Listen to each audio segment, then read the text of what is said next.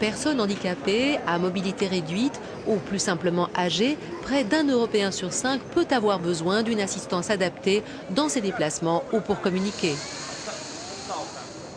Si tel est votre cas, la réglementation européenne prévoit un certain nombre de dispositions applicables dans tous les aéroports de l'Union européenne afin de vous garantir l'accès au transport aérien au même titre que n'importe quel autre passager, sans discrimination et sans frais supplémentaires.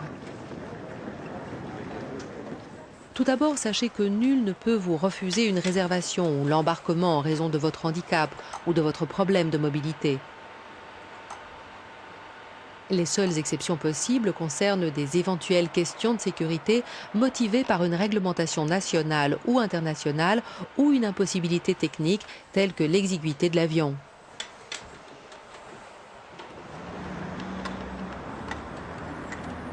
Quel que soit votre mode de réservation, si vous souhaitez bénéficier d'une assistance adaptée, vous êtes invité à signaler vos besoins spécifiques au moins 48 heures avant le départ.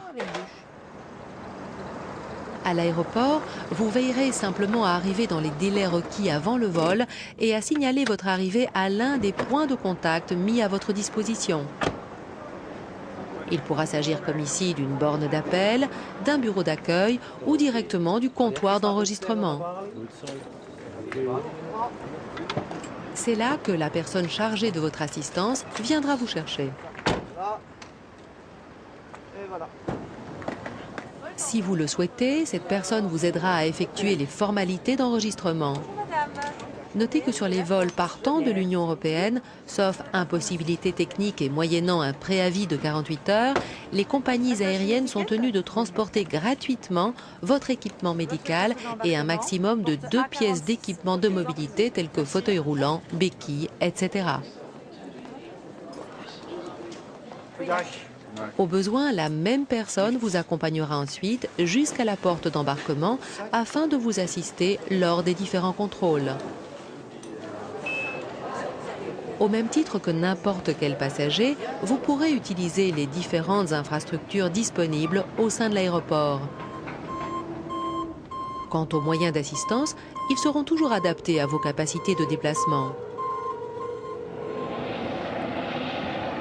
Le moment venu, votre embarquement aura lieu prioritairement, dans les meilleures conditions, avec des moyens appropriés. Et voilà. Okay. Votre équipement de mobilité sera quant à lui placé en soute pour le voyage. Voilà.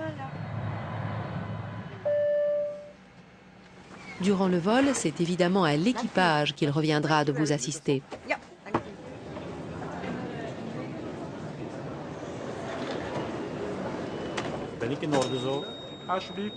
Si votre handicap le nécessite et que vous en avez fait la demande à l'avance, votre chien d'assistance reconnu pourra vous accompagner en cabine.